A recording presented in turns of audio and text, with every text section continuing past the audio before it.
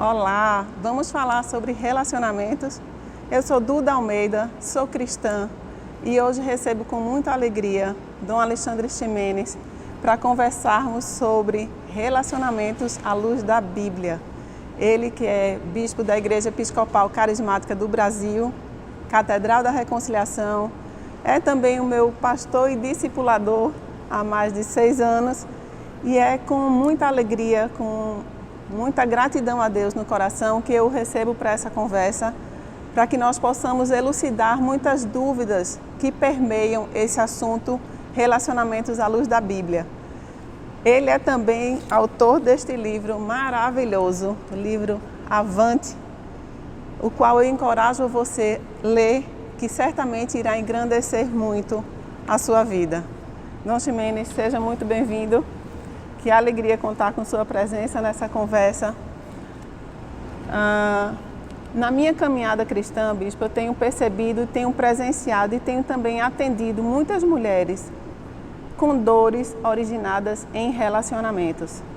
Algumas delas não têm nenhum conhecimento da Bíblia, mas muitas delas têm, inclusive, uma vivência cristã, mas têm dúvidas quanto a muitas questões à luz da Palavra de Deus. E foi no intuito de esclarecer essas questões a esse meu público feminino que eu pedi, e foi uma resposta de oração, que essa conversa esteja acontecendo, para que nós possamos ajudar as mulheres a lidar com algumas questões. Então, antes de começarmos, eu queria dizer ao senhor que eu hoje me posiciono como terapeuta familiar e de casal em formação, que uso nos meus processos técnicas de coaching, de programação neurolinguística, de psicologia positiva, e tenho as 2 primeiras perguntas para lhe fazer. O cristão pode procurar terapia, psicólogo, psiquiatra, ou isso é falta de fé? E a segunda, como é que o senhor avalia a junção entre Bíblia e terapia para cuidar das dores dos cristãos?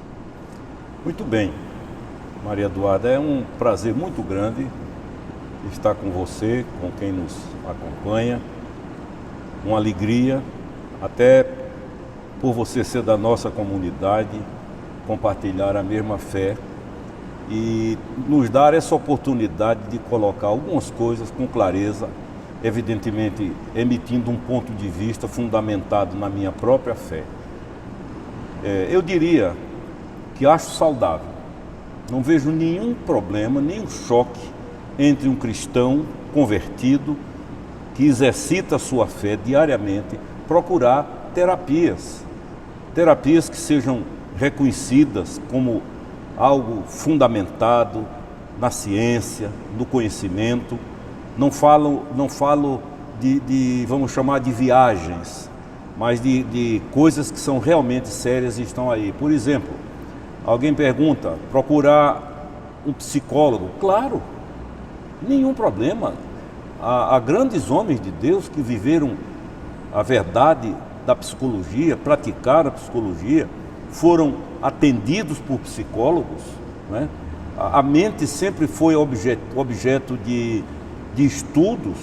Norman Vincent Peale, na década de 1950, ele escreveu um livro, O Poder do Pensamento Positivo, estimulando a pessoa a pensar positivamente. Então não vejo nenhuma dificuldade, eu indico, eu sou muito alegre e grato a Deus porque na nossa comunidade nós temos neuropsicólogos, psicólogos de várias vertentes, psiquiatras que abençoam, que atendem, que trabalham, e eu vejo frutos desse trabalho aqui. Portanto, não há nenhuma contradição dentro da minha visão entre a fé e essas terapias alternativas. Bom, Dom Ximenes, em relação ao dever de exortação dentro da igreja e o julgamento pelos irmãos. Olhe, para mim exortação é fundamental. Aquele que não exorta não pode ser tido como amigo. O amigo é aquele que exorta, que abre os olhos, vamos usar essa expressão bem popular. A Bíblia diz que nós devemos nos exortar uns aos outros, porque muitas vezes o contexto, as circunstâncias, o ambiente, o momento que se vive, impede que se faça uma avaliação correta, neutra, racional do problema enfrentado, e são essas exortações que nos acordam, que nos colocam no caminho, que apontam o perigo. É o que o pai e uma mãe fazem com o filho. Amor não é deixar de exortar um filho, ao contrário, amor é exortar, é dizer o que é aquele caminho, onde ele pode levar, os acidentes do percurso. Então a igreja precisa entender que exortação é um ato de amor, de cuidado, de carinho para com a pessoa. Se não ama, se não gosta, não vai exortar, dificilmente vai exortar, mas se ama, se gosta, ou como a gente diz aqui no Nordeste, se quer bem, vai exortar. Como a Bíblia diz que sol nasce para justos e injustos, mas o Deus disciplina os que ama. Disciplina os que ama. Até porque foi bom você tocar na palavra, esse termo disciplinar é muito mal compreendido, é muito entendido como punição, como castigo. A palavra disciplinar tem a mesma raiz da palavra discipular. Disciplinar é discipular, é ensinar, mostrar o caminho, é por aqui. E isso requer paciência, requer amor, porque não é da noite para o dia, não é? Não é como algo que se liga na tomada e funciona. Carmen diz que educar é repetir incessantemente. Repete a mesma coisa, vários dias, vários meses, às vezes vários anos, até que um dia, de repente, acontece. E o senhor certa vez falou no discipulado sobre o discípulo que não aguenta a vara, mas só quer o cajado. Só quer o cajado. De uma mensagem. Ele gosta do cajado porque o cajado livra, socorre, mas a vara dá. Tanto que a Bíblia diz que Deus disciplina quem ama. Isso. Né? Lá em Hebreus está escrito que se a gente erra e não tem disciplina, é porque não é filho. Ninguém disciplina o filho do vizinho. Mas se é nosso filho, nós vamos disciplinar. E a Bíblia, lá na carta aos Hebreus, aplica isso ao próprio Deus. Ele disciplina porque ama. Então, disciplinar não é castigar, é ensinar, é exortar, é dizer o caminho é aqui, ali tem perigo. Então, chamar atenção para isso.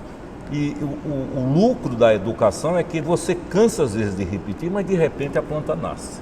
É uma semeadura. E o limite para o julgamento? Tem que ser observado, né?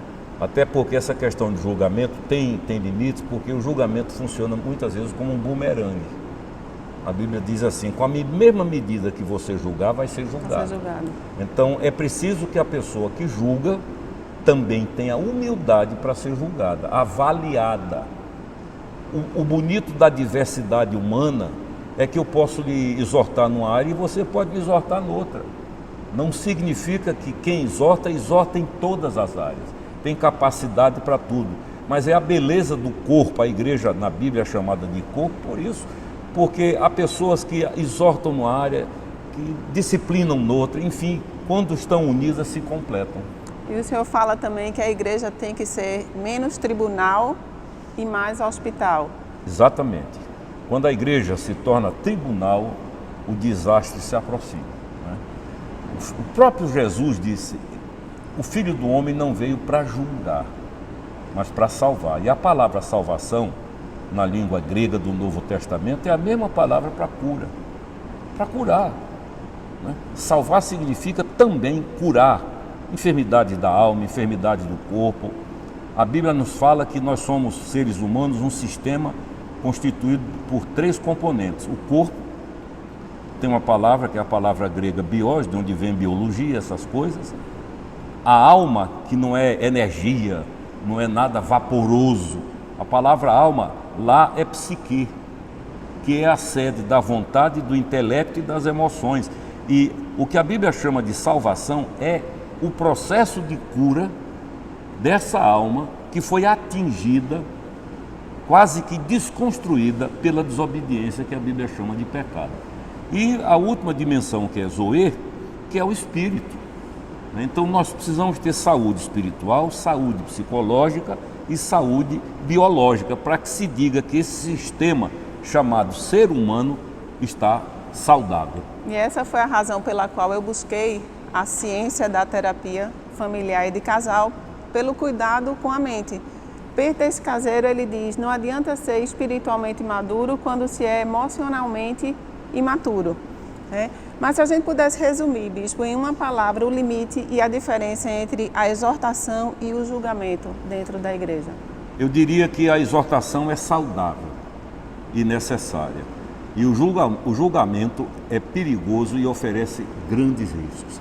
Até porque a Bíblia diz, com a mesma medida que eu julgar, serei julgado. De certa forma, não é geral isso. Quem julga se revela. Né? Um amigo meu diz assim, o julgamento é um bumerangue, que você joga e ele volta. Você joga e ele volta. Agora eu me lembrei do reverendo Carlos Alberto Figueiredo, que ele disse que orou muito a Deus e pediu para que ele fosse capaz de não julgar o outro. Pronto. Eu confesso a você que eu também faço esse pedido. Porque é muito fácil julgar. Porque vive-se uma ilusão dentro do sistema de que se eu julgo você e descubro erros em você, justifico os meus. E não é isso, não é? Só quem tem autoridade para julgar é quem tem autoridade para exercer o juízo. E nós não somos, nós somos chamados, a Bíblia é clara nisso, o cristão é chamado para ser testemunha. Testemunha do que vê, do que percebe, do que recebe. Jesus disse, eu não vim para julgar o mundo, eu vim para salvar o mundo. Amém. Então, julgamento é algo muito... E pode destruir uma vida. Pode gerar traumas numa mente, numa alma, num coração, que irão acompanhar a pessoa para o resto da vida. Eu diria até, sendo até arriscado o que eu vou dizer, que é um ato de irresponsabilidade. Perfeito. Exercer julgamento sobre a vida de alguém. Cada um julgue-se a si mesmo. É difícil me julgar, mas é a mim que eu preciso julgar. Né? E o que a Bíblia chama de julgamento, que é avaliação, tem um gabarito que é a palavra de Deus. Não é julgar dizendo o que eu acho, o que eu penso, os meus valores. O que a Bíblia chama de juízo é o choque entre o meu ser e a palavra. Então, esse choque entre a palavra de Deus e a minha forma de viver é o que a Bíblia chama de juízo, de julgamento. O gabarito é esse. Amém. Não é o que eu acho, o que eu penso. No meu Instagram você pode conferir um texto a respeito desse assunto de julgamento. O julgamento do outro não vai diminuir o meu. Confere lá.